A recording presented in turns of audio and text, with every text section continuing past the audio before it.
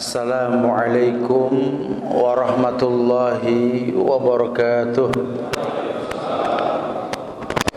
Alhamdulillah hamdan katsiran tayyiban mubarakan fih kama yuhibbu rabbuna wa yarda. Asyhadu an la ilaha illallah wahdahu la syarika lah wa asyhadu anna Muhammadan abduhu wa rasuluh.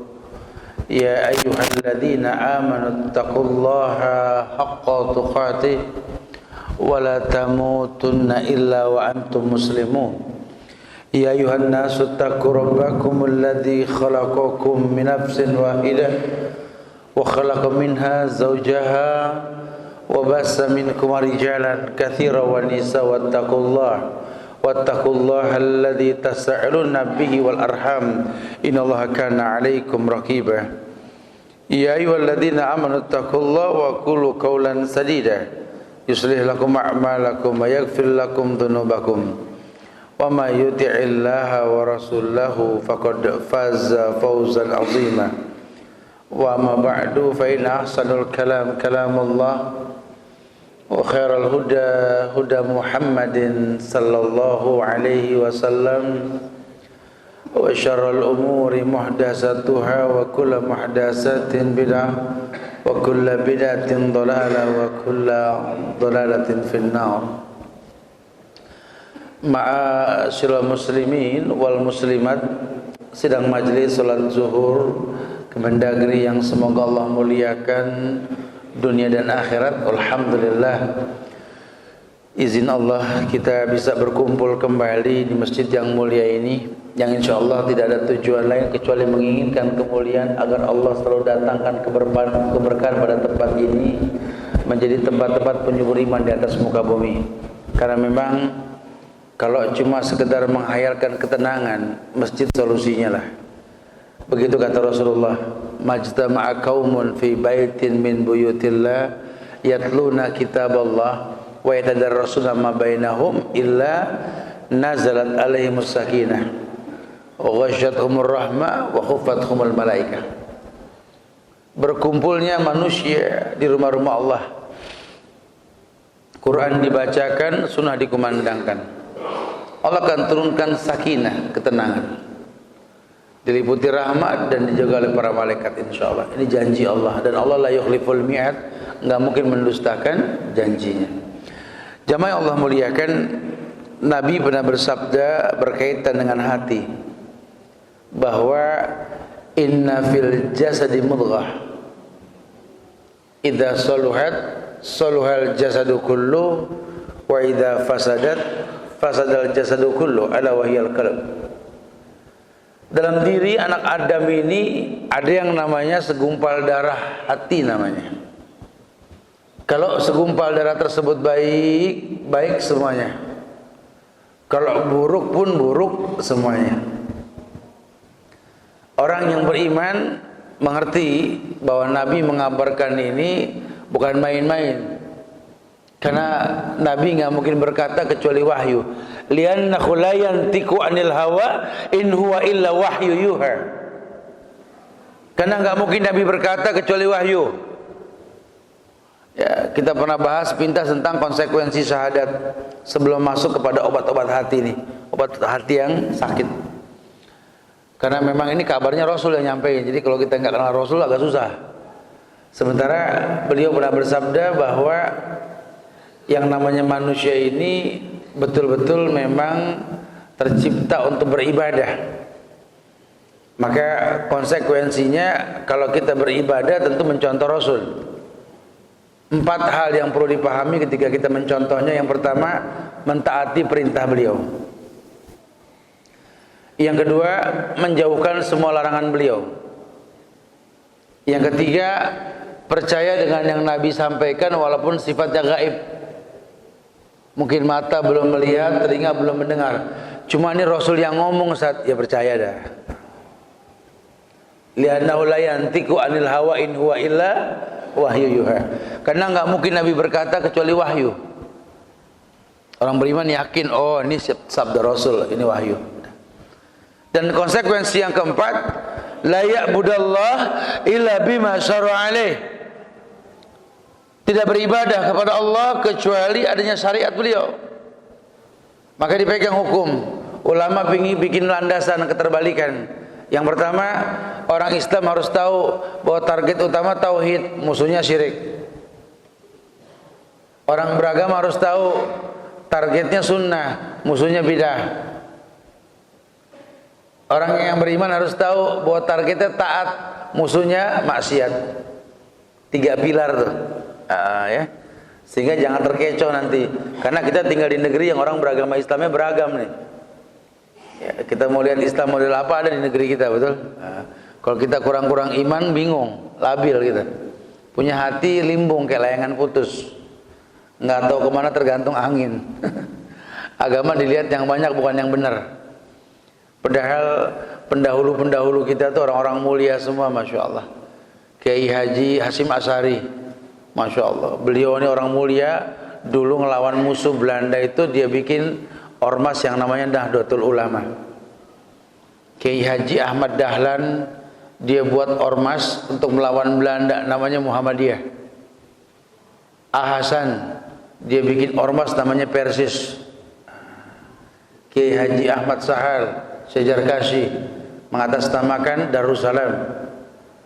Kiai Hajar Dewantoro mendirikan Taman Siswa dan lainnya. Syekh Ahmad Syurkati mendirikan Al-Irsyad. Bergulirnya waktu kemari itu ormas jadi agama, betul. Sehingga orang tahunya tuh NU agama, Muhammadiyah agama, Persis itu agama, betul. Padahal itu cuma ormas. Kenapa? Karena agama nggak beragam, cuma satu. Inna dina indallahil Islam. Agama ya Islam. Jadi kalau pakai embel-embel organisasi cuma di Indonesia diterimanya, di negeri luar nggak ada yang tahu itu. Nah, buat orang yang hatinya lemah ini bingung, dibikin bingung. Sehingga mudah sekali bahasanya. Oh, dia kunut di NU tat. Dia nggak kunut pasti Muhammadiyah tat.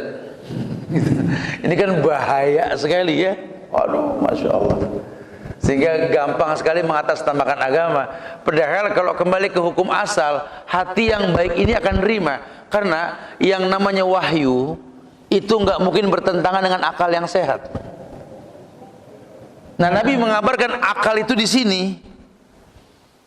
Jadi selama ini kan kita kalau ngomel kan begini, makanya pakai akal ya, gitu ya.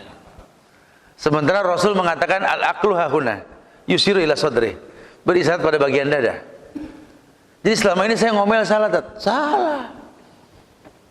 Berarti besok kalau ngomel lain kali pakai akal ya, gitu ya. Iya harus begitu. Lawang Nabi yang ngasih bocoran kok. Bagaimana kau menganggap akal ini otak bukan akal? Akal itu suara hati. Hati punya 2 pintu jendela, mata dan telinga, melihat dan mendengar. Apa yang kau lihat, apa yang kau dengar, itu yang mewarnai hatimu. Corongnya mulut. Kalau yang dilihat baik, yang didengar baik, hati baik, yang keluar baik. Tapi kalau yang dilihat buruk, yang didengar buruk, ya hati ini akan buruk, kebun binatang yang keluar, betul? Ini bukan main-main, karena banyak orang merasa sudah beribadah, tapi kok mulutnya tetap nggak baik, karena hatinya nggak baik. Kenapa? Lingkungannya tidak baik. Dia mendengar yang tidak baik, mendengar yang tidak baik. Dia melihat yang tidak baik, mendengar tidak baik. Maka hatinya nggak baik, keluarnya pun nggak baik. Makanya kalau sampai dikatakan Pak, al-ummu madrasatul ula, itu nggak main-main. Istrimu, ibumu itu adalah madrasah, sekolah buat anak-anaknya. Kita sih orang sibuk, betul. Berangkat pagi bareng kang sayur, pulang sore bareng kampret, betulnya tiap hari begitu gitu. Kadang-kadang nggak ngopen, anak tambah tinggi, ya sekalinya ngomong kayak tinggian nih anak, ada yang cemberut langsung. Iya, kebayang nggak tuh kalau madrasahnya kurang baik, ini anak kita ngelihat yang nggak baik, dengar yang nggak baik, keluarnya yang aneh-aneh. Penting sekali. Nah, beliau sudah kabarkan bahwa dalam diri manusia ada segumpal darah, namanya hati. Inna fil jasadi mudghah. Idza saluhat saluhal jasadu kullu wa idza fasadat fasadal jasadu kullu ala wahyal qalb. Dalam diri manusia ada segumpal darah. Kalau segumpal darah ini baik, baik semuanya. Kalau buruk, buruk semuanya. Itulah hati. Bahkan dalam riwayat lain dikatakan seluruh anggota tubuh setiap pagi berkata kepada hati. Mata berkata, telinga berkata, tangan, semua kaki berkata, wahai hati, kami tergantung kamu. Kalau kamu baik, yang kita lihat baik. Kalau kamu baik, ini yang kita dengar pun yang baik.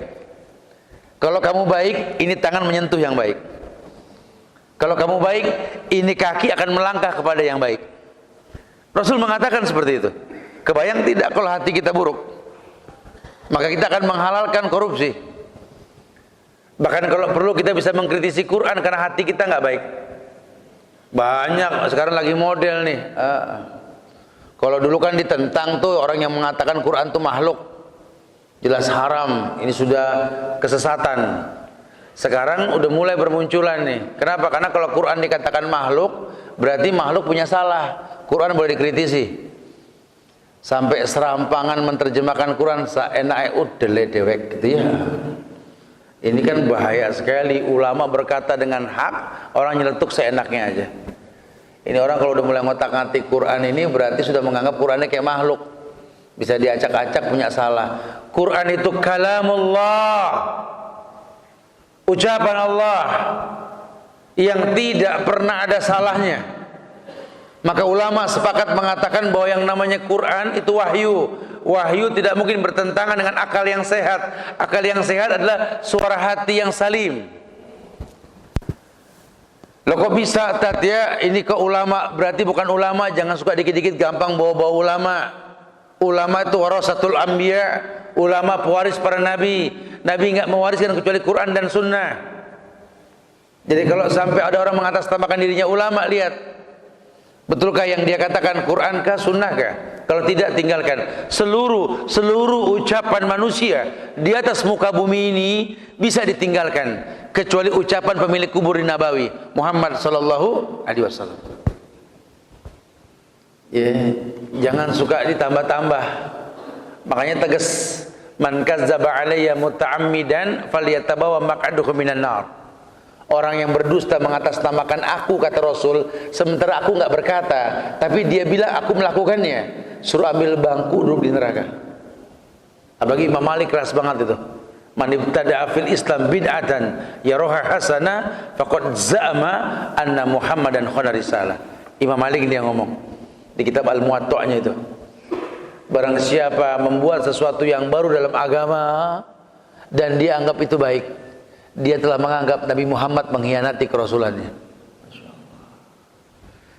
Karena sempurna agama, al-yawma akmaltu lakum dinakum wa atmamtu alaikum ni'mati wa raditu lakumul Islam ad-dina. Ini Al-Maidah ayat 3 ini jarang dibahas. Yang ramai 51, betul? Ya, tapi ya hikmah di balik ini semua ada. Sehingga kalau TV-TV swasta ini kan condong kepada yang batil ini ya. Kasus 4 November kemarin, tanggal 5 Novembernya yang disuting bekas sampahnya, betul, sama bekas bakar-bakarannya. Enggak dilihat efek positif dari murkanya orang Islam di Jakarta itu. Berapa banyak orang kafir masuk Islam, ini enggak dibahas. Geleng pala orang kafir itu. Bukan masalah turun ke jalannya, bukan. Mereka dapat bocoran tentang sempurnanya Quran. Di Injil enggak ada masalah milih pemimpin. Weda, Tripitaka, perjanjian lama, kebet deh di pojokan mana tuh ada? Nggak ada. Ini Islam akmaluddin, agama yang sempurna. Agama, jangankan ngomong masalah politik, masalah ibadah, maaf, cara buang hajat pun di Islam diajarkan, betul? Ini orang Parsi dulu ngomong sama sahabat, "Allamakum nabiyukum kulla syai' hatta al-qira'ah." Bukankah kalian ini umat Muhammad yang telah mengajarkan segala sesuatu sampai cara buang hajat pun diajarkan. Ajal.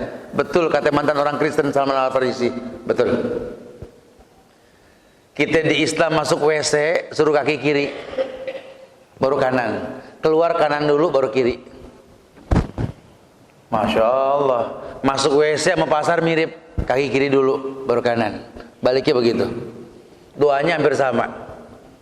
Allahumma inni a'udzubika minal khubsi wal khaba'is. Berlindung dari setan laki, setan perempuan, betul? Ini cuma di Islam doang, sampai cara pakai sepatu, pakai yang kanan dulu baru yang kiri. Copot kiri dulu baru kanan. Itu kalau ditegakin pahala.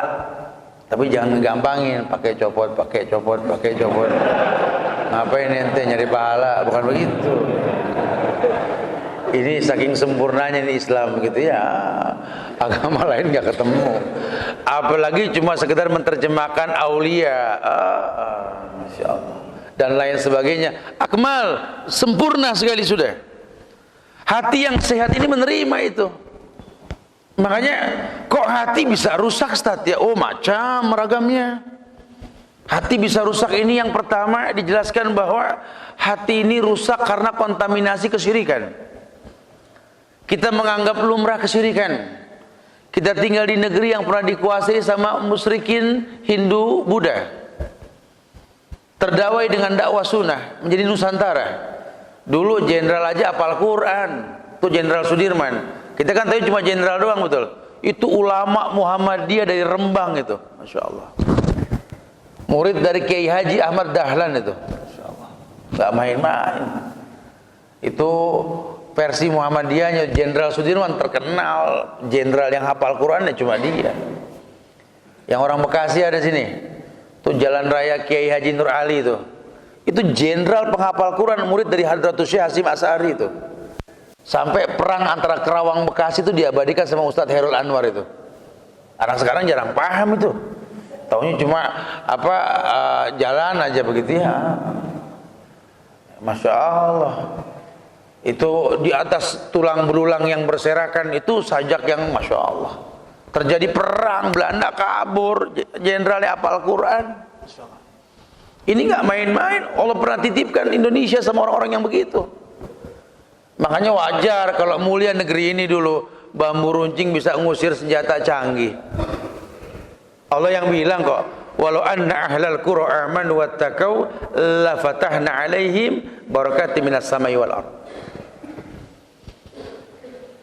Ini janji Allah, kalau seluruh masyarakat beriman, bertakwa, tidak berbuat syirik, imannya bagus, stabil, amal ibadahnya cakep, Allah bukakan berkah dari langit dan bumi. Turun berkah, Masya Allah. Awal kemerdekaan, negeri yang belum rapi manajemennya bisa ngirim beras ke negeri-negeri jiran, ngebantu.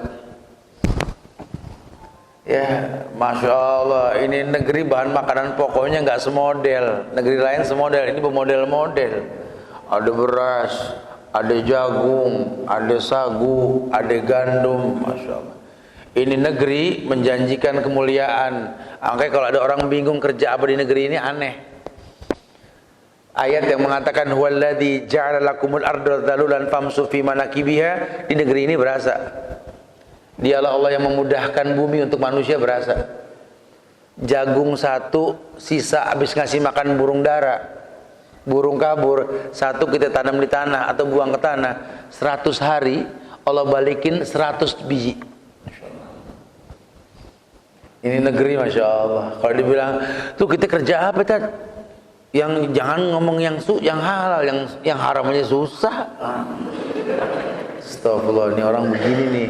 Ini begini nih yang nggak bergaul sama orang baik begini nih ya. Sehingga image itu harus yang buruk. Hari gini Ustaz kita ngomong yang halal, yang haram aja susah Tad. Jujur Tad, aneh nih Ustaz di kantor kalau nggak pinter-pinter begini Ustaz nggak umroh. Waduh, ini orang betul-betul. Dia lupa punya Tuhan Thayyib, layak balu ila thayyiban. Dia lupa punya Tuhan Allah yang baik, yang menerima cuma yang baik. Kau hayalkan sebuah kebaikan dengan cara yang haram, ini kan mimpi. Ini hatinya rusak ini. Dia lupa wa inna Allah Ta'ala la yunalu ma indahu illa bi ta'ah ajmilu fit talab. Dia lupa semua yang baik yang dia pengen adanya di sisi Allah. Semua yang baik yang ada di sisi Allah tidak mungkin dia dapatkan kecuali menaati Allah. Apa mentaati Allah? Kembali kepada fitrah, dia tercipta untuk apa? Wa ma khalaqtul jinna wal insa illa liya'budun. Tidaklah aku ciptakan jin dan manusia kecuali untuk beribadah. Lihat. Kita lupa. Sehingga dunia ini membuat kita terlaknat. Gara-gara dunia apa nggak sempat ngaji kita. Ini dunia kita mau sombongin juga bakal kita tinggal. Masya Allah. Saya lihat merinding itu ketika Raja Abdullah meninggal di Mekah, di Saudi, di Mekah waktu itu ya. Masya Allah. Itu orang kaya betul itu. Raja, apa yang dia nggak punya? Gunung emas dia punya. Masya Allah. Ladang minyak udah mainan dia. Oh, dia sih nggak kenal kredit KPR-BTN, apalagi Adira apa gitu, nggak paham sih. Nggak, dia sih nggak kayak gitu, Masya Allah. Motor atuh diudak-udak dilihatin sama handphone tiap pinggir jalan. Enggak, ini orang-orang kaya. Ya Allah, ketika mayitnya diusung itu, Masya Allah, cuma seonggok daging dingin berlapiskan 3 lembar kain kafan. Coba, apa yang dia mau sombongkan? Kan kalau udah begini, coba nih kita nggak berasa mah kelewatan. Ya, kita merasa kayaknya harta kita ini udah betul-betul membuat kita ini abadi di atas dunia. Allahu Akbar. Ya, kalau yang umroh, ya, umroh, nanti kalau di Nabawi, ke samping belakang tempat perempuan itu ada namanya pintu 15A tuh. Di samping itu ada museum Quran. Di situ nanti ada apa? Siapa aja boleh masuk. Akan ditayangkan video tentang Nabawi.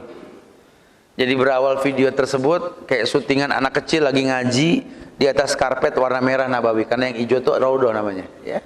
Lagi ngaji, tuh anak disyuting dari atas. Kemudian elektrik roofnya terbuka, gitu ya. Gambar pun naik ke langit. Itu anak nggak kelihatan, cuma genteng Nabawi yang landnya itu 40 hektar. Nabawi 40 hektar, gede sekali. 27 hektar bangunannya, lainnya masih 40 hektar yang tersisa ini. Ditarik sampai ke atas langit, itu yang 40 hektar Nabawi cuma titik hitam. Ya. Dan itu jadi bumi, jadi bagian bumi. Bumi ada petanya, ditarik lagi titik hitam. Samping titik hitam itu ada lingkaran kuning seperti api, itu matahari. Dan ternyata matahari itu 3.000 miliar kali lebih besar ketimbang bumi. Yang saya maksud begini, dari langit sana, ya, itu Nabawi yang 40 hektar nggak kelihatan, bumi yang besar pun seperti titik. Tanah kita yang 500 meter sebelah mana? Yang bikin kita sombong coba. Rumah yang baru direnovasi yang bikin kita telok pinggang tiap pagi, kelalang keliling, lihatin juga. Enggak usah jauh-jauh sampai ke atas dah, pesawat take off aja dah. Ya, lihat dari jendela ke bawah coba. Nggak usah dibuka, lihat aja begitu, nggak usah dibuka ya. Itu lihat ke bawah coba itu. Jam yang beda merek, sepatu beda merek, dari langit nggak kelihatan. Apa sih yang mau disombongin? Allah pernah ciptakan orang paling kaya di atas dunia. Ini kita bicara formula hati nih. Allah ciptakan orang yang paling kaya di atas dunia yang versi negatif, namanya Korun, betul? Oh, Korun kayanya, Masya Allah. Donald Trump nggak ngaruh ya. Saking kayanya Korun ini, kunci gudangnya saja 80 laki-laki dewasa nggak bisa keangkat tuh kunci, baru kunci loh. Orang Arab itu kalau gudangnya itu 1 hektar, 1 kunci itu. Kebayang tidak tuh kayanya dia, itu harta semua isinya. Korun yang kaya mati, sombongnya dia, wa mautitu min ilmin indi. Ini yang kumiliki ini ya karena kepandaianku, ilmuku, katanya. Korun mati, hartanya habis, menutup dirinya, saking kayanya, meninggal sebelum Masehi dia. Di Mesir, zaman Musa. Tapi hartanya sampai ke seluruh dunia. Harta Korun. Kaya Korun. Saking kayanya Korun, dia nggak ada yang mengalahkan Korun lah. Nah, yang mengalahkan Korun itu versi positif, namanya Sulaiman. Karena Korun mungkin jahat, jadi mati dia, ya orang baik juga mati. Sulaiman kurang apa baiknya? Ayahnya raja, namanya Raja Daud, anaknya Sulaiman. Orang kaya, anak bapak kaya, anak kaya. Oh, Masya Allah, Sulaiman. Ini raja yang paling kaya ini, ya. Betul-betul nabi yang paling kaya ya Sulaiman. Tapi kan Sulaiman mati, dihikayatkan bahwa saking kayanya Sulaiman,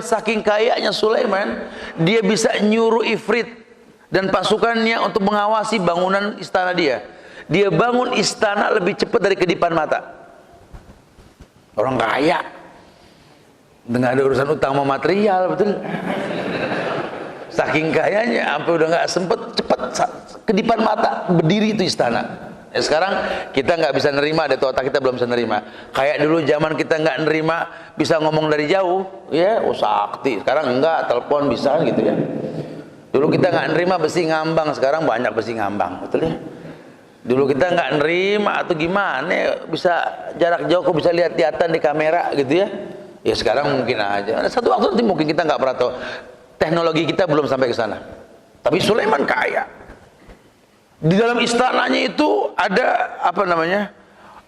Istana yang namanya Istana Firdaus, diamsalkan surga Firdaus. Saking kayanya Sulaiman, ya Allah, taman dalam istananya itu betul-betul kalau orang sekarang mau betah kali itu. Karena pasir kerikil yang diinjak itu berlian, permata, miradelima, kalimaya, jamrud, red Borneo, betul lagi. Yang kita pakai satu, sombongnya satu kantor, sama Sulaiman diinjak-injak gitu loh ya.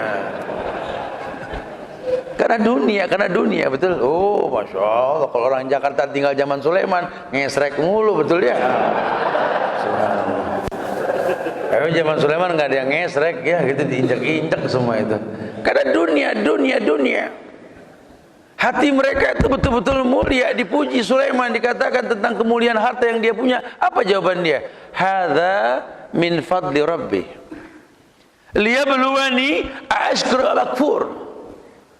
Hadza min fadli rabbi ya akhi, kata Sulaiman. Ini semua titipan Allah, kemuliaan Allah yang Allah titipkan padaku sebagai ujian. Bersyukur ke aku atau kufur ke aku. Lihat hati yang bersih, lihat. Orang yang sadar bahwa kelak dibangkitkan dengan hati yang salim. Yoma la yanfa'u malun wala banun illa man atallaha biqalbin salim. Hari di mana dibangkitkan manusia, ya, ini tidak bermanfaat harta dan anakmu kecuali orang yang datang ke Allah dengan hati yang bersih, hati yang salim. Nah, bagaimana bikin hati ini salim, Ustaz? Ada makanannya. Makanan yang pertama namanya zikrullah. Banyak berzikir sama Allah. Jadi ulil albab, gampang merespon karena ayat ada yang tersirat, ada yang tersurat. Kalau tersurat Quran tinggal dibaca, udah disiapin. Kalau yang tersirat itu fenomena alam. Makanya Allah sendiri yang mengatakan bahwa ma'asaba min musibatin fil ardi wala fi anfusikum illa fi kitabin min qabl an nabraha inna dzalika 'ala Allahi yasir.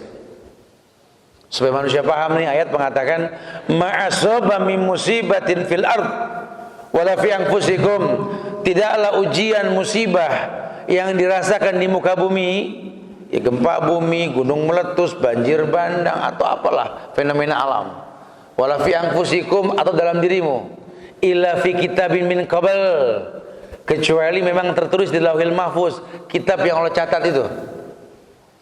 An-nabraha inna dzalika 'ala Allahi yasir. Kalau kalian sudah sadar itu semua adalah takdir yang telah diatur, ingat, buat Allah mudah. Buat Allah mudah, tidak ada yang sulit. Hati yang bersih, hati yang menerima ini, dia ingat Allah. Iya, Rabbana ma khalaqta hadza batilan subhanaka faqina adzabannar. Ya Allah, tidak kau ciptakan semua sia-sia ya Allah.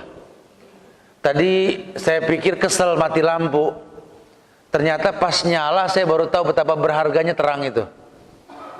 Karena kalau nggak pernah mati lampu kita buang-buang energi lagi. Dimatiin sama Allah.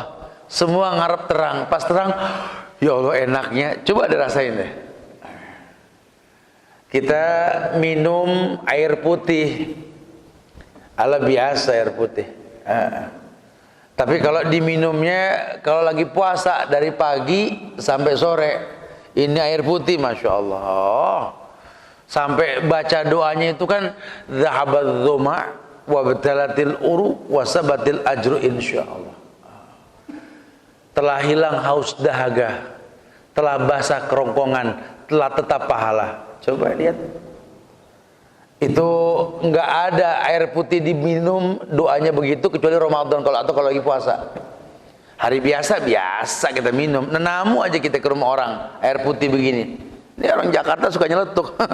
Putih mulu, nggak ada yang berwarna. Begitu. Kudu puasa dulu baru berharga nih putihnya. Sampai kalau lagi puasa kita kalau ngeliat air putih, apalagi yang habis dari kena es berkeringat. Ntar. Emang kudu dipres dulu kita. Allah uji kita sama anak yang Masya Allah bikin pegel mata, pegel hati. Tujuannya apa? Biar bisa menghargai doa kita sama Allah.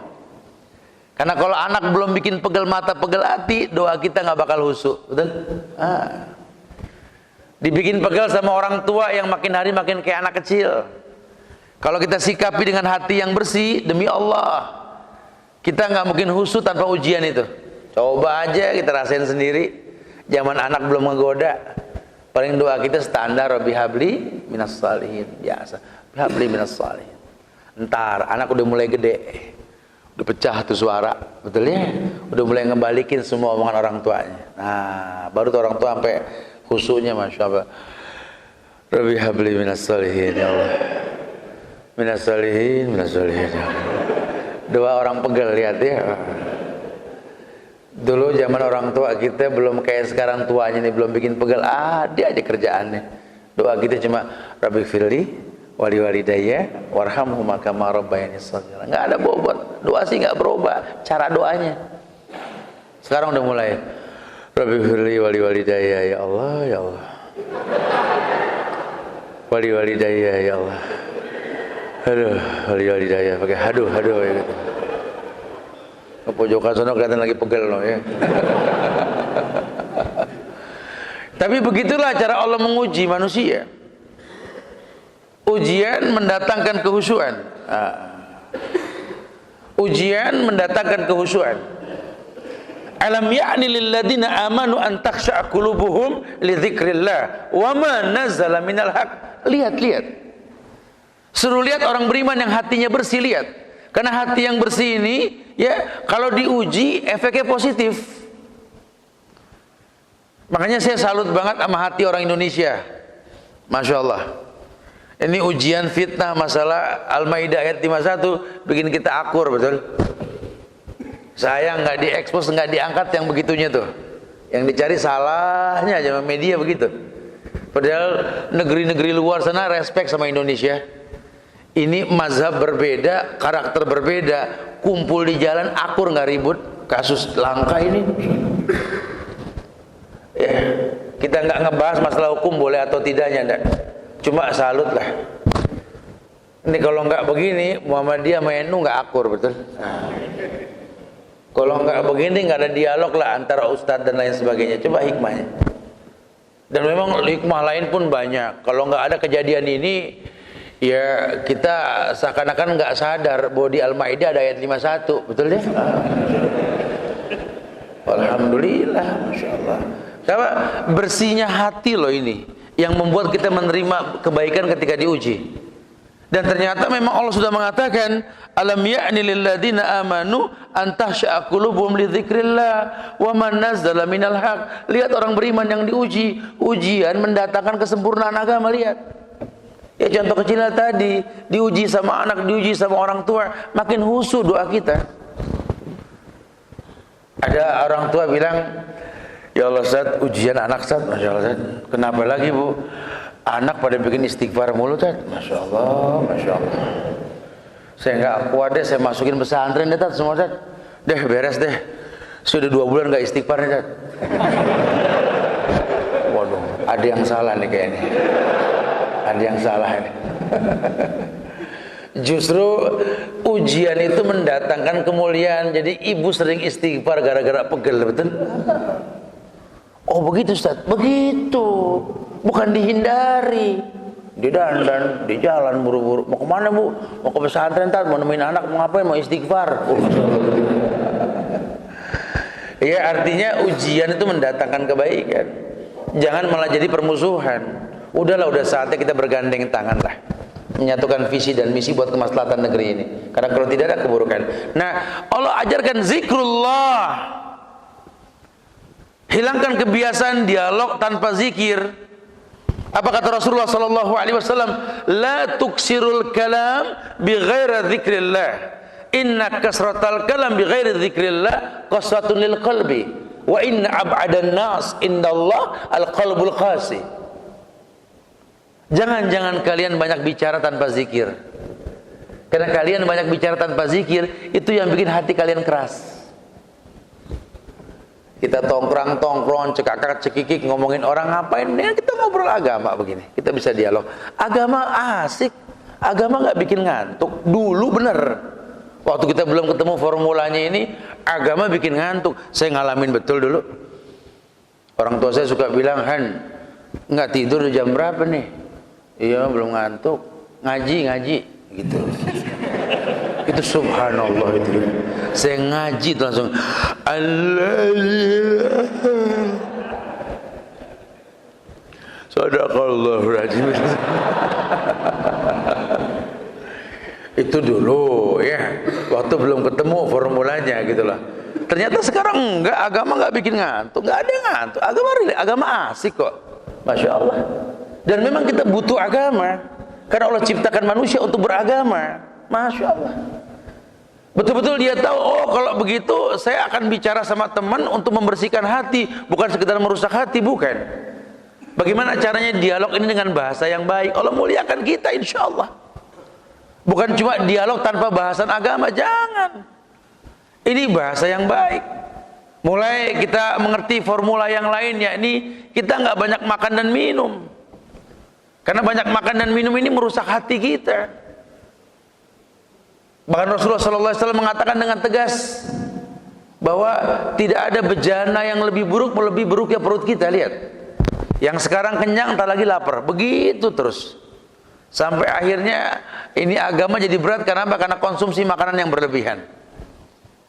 La mahalah, kata Nabi, kalau seandainya kita memang nggak bisa membatasi makanan, la mahalah, tidak masalah. Tapi ingat, itu di perut sulusun li tu'ami, sulusun li syarabi, wa sulusun li nafasi. Ingetin aja, sepertiga perut kita tuh isinya makanan, sepertiga minuman, sepertiga hawa, napas. Jadi kalau gara-gara makan air nggak masuk, ada yang salah. Atau gara-gara air mulu makan jadi nggak nafsu pun salah. Atau keenakan napas sampai betah mulu nggak makan nggak minum pun salah. Diatur supaya apa? Menegakkan tulang ekor. Sehingga Rasul mengatakan bahwa orang yang mengkonsumsi makanan itu akan tegak badannya. Lihatin aja deh orang kalau belum makan pada begini, habis makan bulu, Masya Allah. Sudah fitrahnya seperti itu. Cuma kontrol apa yang dia makan. Yang ketiga, pergaulan. Bahwa manusia ini diwarnai oleh teman. Almar'u ala dini khalilih. Orang tergantung agama temannya. Kalau pengen lihat karakter orang, lihat temannya. Teman yang baik, sodikuka man abakak la man adhaka. Teman yang baik, teman yang menangisimu, bukan mentertawaimu. Ya, jadi teman yang selalu mengingatkan kalau kita berbuat salah. Wa tawassaw bil haq, wa tawassaw bis sabr. Wallahu musta'an. Silakan yang mau bertanya. Akhiru da'wana alhamdulillahi rabbil alamin. Na'am. Fadhal. Ya, silakan.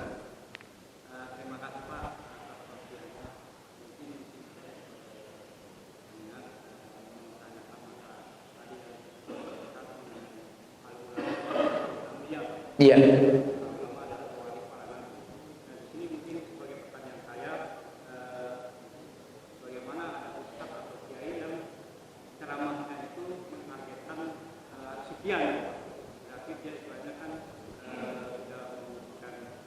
Nah, saya paham. Iya. Yang kedua masalah ini Pak, masalah sholat. Iya. Sholat ini kan salah satunya sujud termasuk dalam rukun sholat Pak. Iya.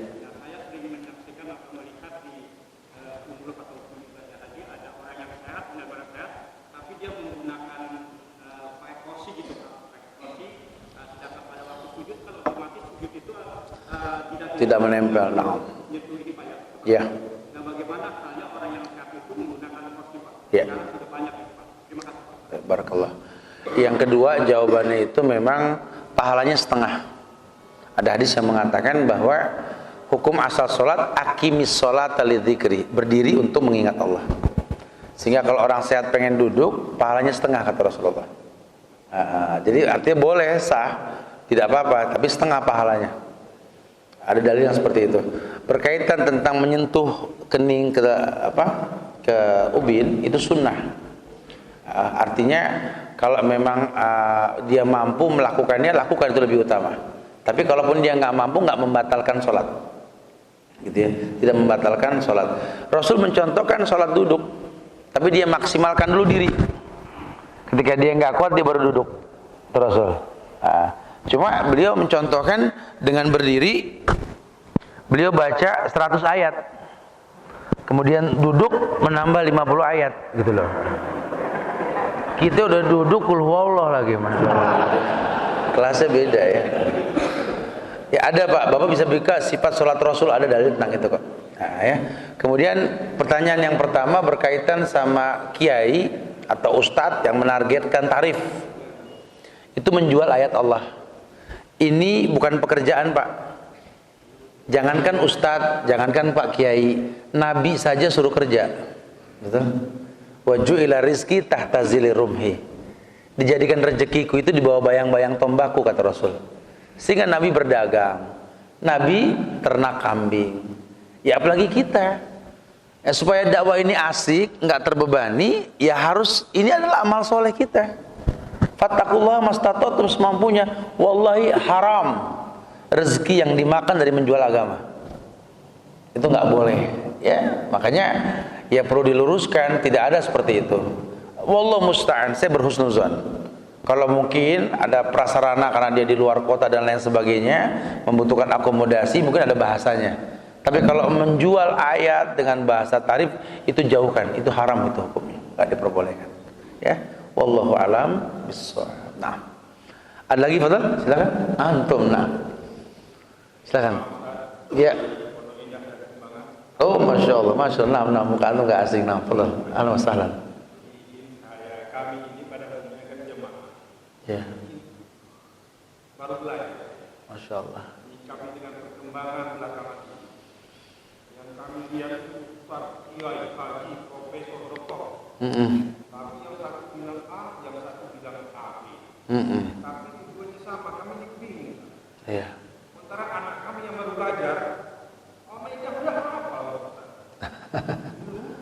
Disuruh belajar lagi sudah benar. Jangan Al-Maidah, ya asik aja nggak tahu kalau sekarang Al-Maidah. Alhamdulillah. Anak saya SMA udah hafal. Masya Allah, masya Allah. Ada pertanyaan dari saya. Nah, yang mana ini yang betul Bah? Tadi ini ngomong begini. Idola anak saya tertuju karena ini. Loh, masya Allah, masya Allah. Tapi yang satu yang kuliahan, Pak Sihab. Oh, masya Allah. Jadi mau begini, yang mana kita kami benar? Ya. Baik, masya Allah. Iya, masalah ini sudah Nabi kasih bocoran, Pak. Inilah perkataan Imam Ahmad bin Hambal kepada anaknya Abdullah bin Hambal itu, bahwa menuntut ilmu sampai masuk ke liang lahat esok hari. Tidak ada kata berhenti menuntut ilmu. Bahwa Nabi pernah mengatakan, "Maya'ish minkum ba'di fasayara ikhtilafan katsiran. Alaikum bisunnati wa sunnatil khulafa'ir rasyidil mahdiyyin, addu alaikum bin nawajiz." Beliau mengatakan, yang hidup setelahku nanti, kata Rasul, akan melihat perbedaan yang banyak. Shadaqah Rasul, betullah Rasul, karena Allah betulkan beliau. Terjadi sekarang. Cuma beliau nggak pernah mengatakan perbedaan itu rahmat. Hadis tentang ikhtilaf ummati rahmat itu palsu. Kalau mau belajar hadis itu, kalau perbedaan dikatakan rahmat, persatuan bencana dong. Betul? Nah, Allah ciptakan manusia ini untuk bersatu. Su'uban li ta'arufu, bersuku-suku untuk bersatu. Ya, perbedaan itu harus dihilangkan. Nah, beliau berikan solusi gimana supaya kita nggak berbeda. Kata beliau, alaikum bisunnati, kembalilah kalian ke sunnahku atau sunnah para sahabatku. Inilah yang menetralisir perbedaan gurunya Imam Syafi'i dengan muridnya Imam Ahmad bin Hambal, Pak. Ya, jadi kalau kita kan ikuti paham Syafi'i, ya kan, Imam Syafi'i. Nah, Imam Syafi'i sendiri berkata kepada muridnya, kalau ada pendapatku bertentangan dengan hadis yang sahih, buang pendapatku ke tembok.